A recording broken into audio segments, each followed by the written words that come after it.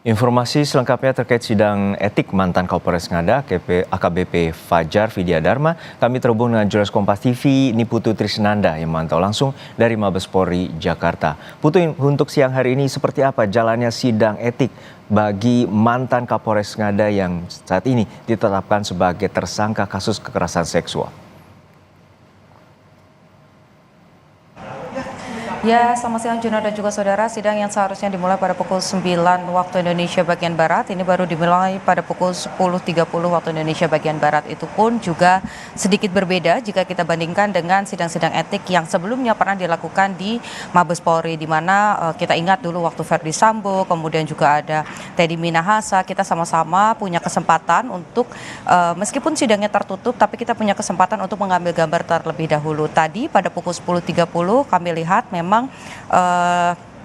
AKBP Fajar ini nampak sudah memasuki ruang sidang, artinya proses persidangan ini sudah berjalan dan sampai dengan saat ini juga proses persidangan masih berjalan, di mana tadi juga Kompolnas ini datang secara langsung untuk mengawasi bagaimana jalannya proses persidangan pada hari ini.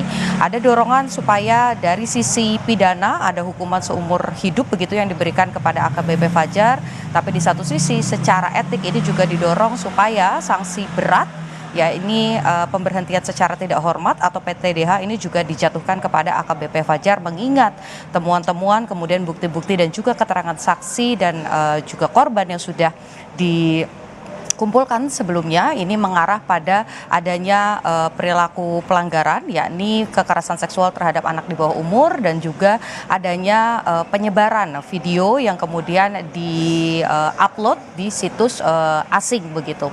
Hal-hal ini yang kemudian nanti juga akan menjadi pertimbangan baik itu bagi penuntut ataupun juga ketua komisi dan wakilnya untuk menimbang apakah nanti AKBP Fajar ini layak atau tidak diberikan PTDH atau sanksi yang lain.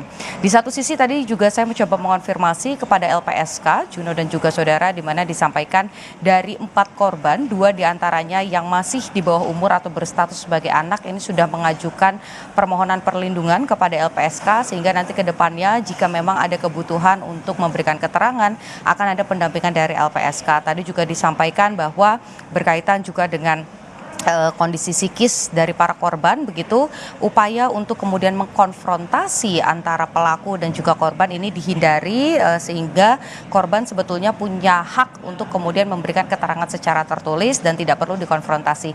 Hal-hal ini yang kemudian nanti juga akan dilakukan, karena kalau kita lihat kembali pada peraturannya terkait dengan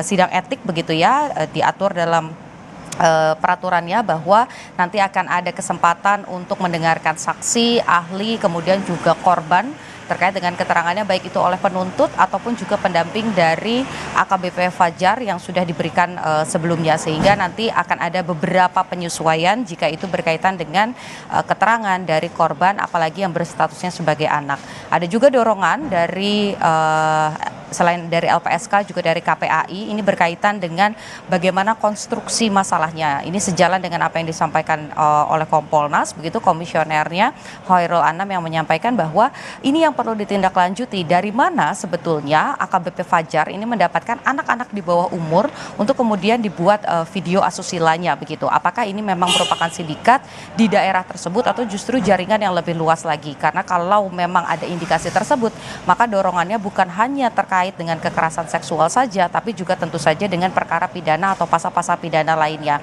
Secara paralel ini dilakukan bukan hanya sidang etik tapi juga di sisi pidananya. Kita tunggu sama-sama Juno dan juga saudara, apakah nanti akan ada putusan resmi dari sisi etik dan juga bagaimana kelangsungannya dari sisi pidana. Juno, kembali ke Anda di studio. Bagaimana putusan tuntas terkait dengan AKBP Fajar, terkait dengan dugaan pidana kekerasan seksual pada anak di bawah umur dan juga perdagangan anak atau perdagangan juga orang atau TPPO. Terima kasih atas laporan lengkap Anda, Niputu Trisnanda dari Bareskrim Polri.